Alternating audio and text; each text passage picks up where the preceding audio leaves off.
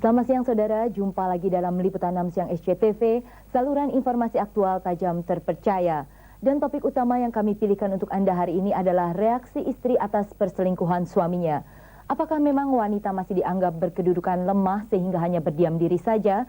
Ataukah di era emansipasi ini banyak yang justru memilih perceraian sebagai penyelesaiannya? Untuk itu seperti biasa kami undang untuk berbagi pengalaman di dua saluran telepon kami. Namun sebelum masuk ke topik tersebut, kita ikuti terlebih dulu beberapa berita kampanye berikut ini. Liputan kampanye pemilu 1997 didukung oleh Politron, Kota Wisata, dan Simas Mobil. Saudara, setelah kemarin sempat menghijaukan Pulau Jawa, kampanye Partai Persatuan Pembangunan hari ini dijadwalkan berlangsung di Sumatera, Bali, dan Nusa Tenggara.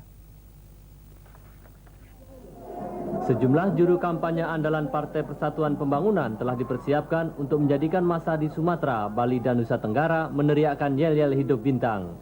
Melalui sejumlah program yang diarahkan agar warga ikut berpikir, para jurkam P3 akan membahasnya dalam sejumlah kampanye dialogis dan monologis siang ini.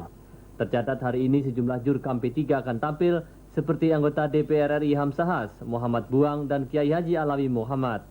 Sedangkan Ketua DPP P3 Buya Ismail Hasan Metariam setelah kemarin menggoyang Kota Malang, Jawa Timur, siang ini dijadwalkan akan menemui masa pendukung Partai Bintang di Nusa Tenggara Barat. Dalam sejumlah kampanye yang digelar kemarin, para juru kampanye Partai Persatuan Pembangunan antara lain kembali mengangkat perhatian partai bernomor urut 1 ini terhadap kasus tambang emas Busang. Sementara itu kampanye Golkar siang ini dipastikan meriah karena Orsospol berlambang beringin ini menerjunkan sejumlah tokoh terasnya di Jawa dan Maluku. Tampilnya Ketua Umum DPP Golkar Bung Harmoko siang ini menjadi isyarat bakal meriahnya suasana sejumlah kota di Provinsi Jawa Tengah. Bung Harmoko yang dalam setiap kampanyenya selalu bersemangat dan komunikatif dengan massa Golkar memang selalu dinantikan warga Golkar di mana saja. Dalam kampanye hari ini, Bung Harmoko akan terjun bersama tokoh teras Golkar lainnya seperti Subiakto Cakrawardaya dan Ginanjar Kartasasmita. Kampanye Golkar dengan tokoh penting juga berlangsung di Jawa Barat, Daerah Istimewa Yogyakarta, dan DKI Jakarta. Sementara itu, tokoh Golkar Mbak Tutut kembali akan menemui masa beringin di Jawa Timur. Penampilan Mbak Tutut di Jawa Timur ini memang tidak terasa asing, mengingat kehadiran Ketua DPP Golkar itu selalu disambut puluhan ribu massa berbaju kuning di setiap arena kampanye. Sedangkan kampanye Partai Demokrasi Indonesia PDI dijadwalkan hari ini berlangsung di Kalimantan dan Sulawesi. Sejumlah tokoh DPP PDI tampil hari ini kecuali Ketua Umumnya Suryadi.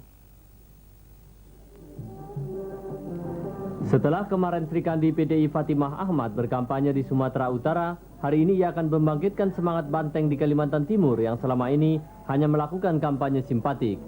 Demikian juga dengan Ketua DPP PDI Panangian Siregar akan mencoba menggebrak banteng di Sulawesi Selatan dalam kampanyenya siang ini.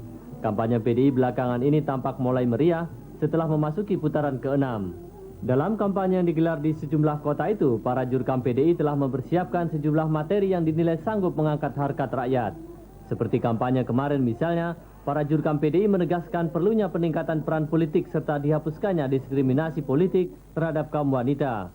Para juru kampanye PDI yang diterjunkan hari ini antara lain Fatimah Ahmad, Butuh Hutapea, Panangian Siregar, dan Yahya Teo. Liputan kampanye pemilu 1997 didukung oleh Politron, Kota Wisata, dan Simas Mobil. Dan saudara, setelah selingan berikut ini kami akan segera kembali dengan topik utama hari ini, yaitu reaksi istri atas perselingkuhan suaminya. Untuk itu siapkan telepon Anda dan tetaplah bergabung bersama Liputan 6 Siang.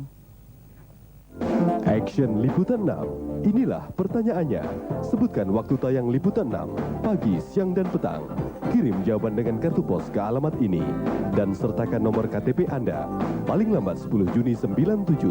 Saudara, sekitar 10-15 tahun yang lalu, selingkuh suami ditanggapi dengan sikap diam oleh istrinya. Tetapi kini, khususnya di kota-kota besar, para istri justru berinisiatif mengajukan gugatan cerai bila memergoki suaminya selingkuh. Perbedaan terjadi karena dulu para istri tidak bekerja, sehingga secara sosial ekonomi bergantung sepenuhnya pada suaminya.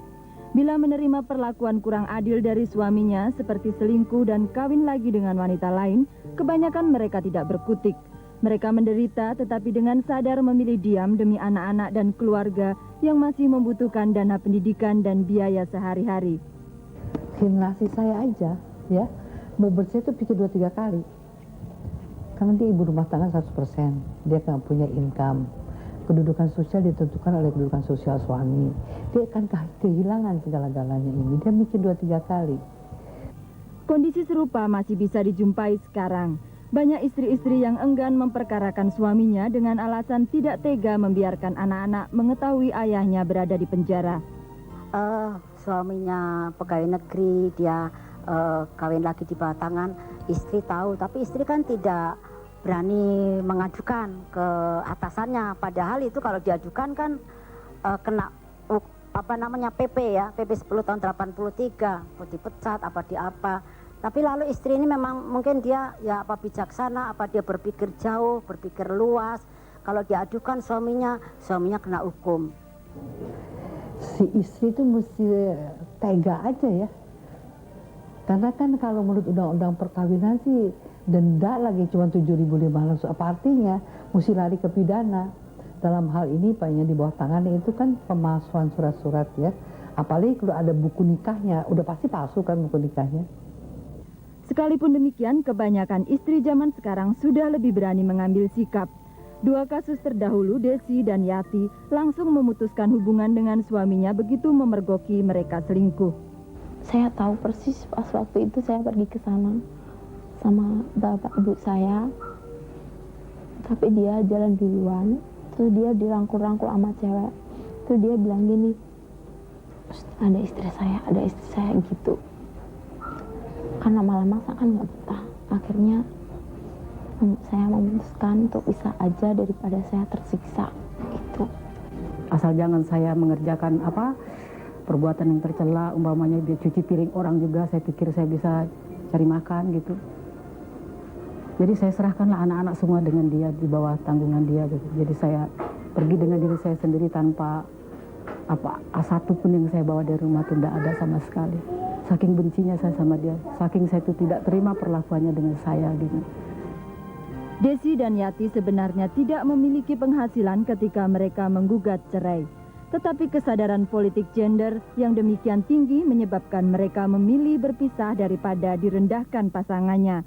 Zaman sudah jauh berbeda dibandingkan 15 atau 20 tahun lalu. Tim Liputan 6 SCTV melaporkan.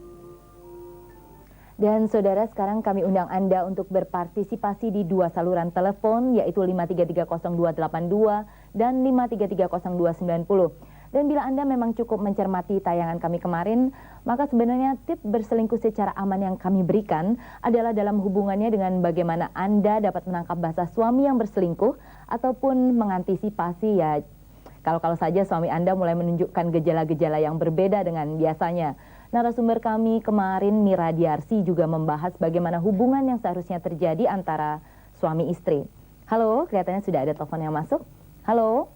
Halo. Selamat siang dengan Ibu Wati dari Jakarta Timur. Silakan langsung, Bu. Ya, ini topiknya kayaknya reaksi istri ya. Betul. Ini saya kebetulan juga pernah mengalami. Berapa tahun yang lalu, Bu? Mungkin 5 tahun yang lalu ya. Dan Ibu kemudian sampai saat ini masih terus dengan suami Ibu? Memang sakitnya agak lama. Berapa lama tuh, Bu? Ya, sampai sekarang pun kalau diingat masih sakit ya. ya. Okay. Cuman ya saya menyadari, saya bisa komunikasi dengan suami, saya tanya kenapa dia melakukan itu. Akhirnya saya memahami karena waktu itu kelahiran anak kedua itu biasanya masa-masa perubahan ya. Perubahan maksudnya secara berubah, perhatian lebih banyak ke anak. Kelihatan sekali itu suami saya jealous gitu. Kemudian dia merasa kurang berguna gitu di rumah ya, keberadaannya kurang. Akhirnya ya karena mungkin imannya nggak kuat, dia selingkuh dengan wanita lain, tapi dia mengakui dan minta maaf. Tapi waktu itu ketahuan sendiri atau gimana, Bu? Dari si wanita itu, kebetulan ada masalah, si wanita berkirim surat dengan suami, dan mungkin Tuhan menunjukkan tanpa sengaja saya yang membaca. Oh, secara tanpa Ya, sengaja. ya. Ibu sendiri sebenarnya waktu suami ibu kemudian bilang itu merasa marah pasti ya. Pasti itu terus itu marah. memaafkannya lama nggak? Bu? Lama sekali. Ya baru-baru ini saja saya bisa menerima kembali. Itu pun sulit ya. Sampai Terus sekarang waktu itu mungkin Bu, kenapa ibu memutuskan untuk tetap bersama suami ibu? saya hanya memikirkan anak. Jadi anak ya Bu ya. Dua. Ibu secara finansial tergantung pada suami ibu? Tidak. Oh, tidak. Oke, terima Tidak, kasih saya Bu bisa hidup sendiri, ya. atas masukan dan cerita ibu kepada kami semua. Dan kini ada telepon lagi yang masuk. Halo. Nggih. Halo, Iya, selamat siang. selamat siang, Dari Bu. Pak Egi di Malang. Iya. Langsung saja Pak. Iya, selamat siang, Bu. Iya, selamat siang Pak. Saya kasih sedikit pendapat, Bu. Ini pendapat karena pengalaman pribadi atau bagaimana Pak Egi? Asal ngomong aja saya, Bu. Asal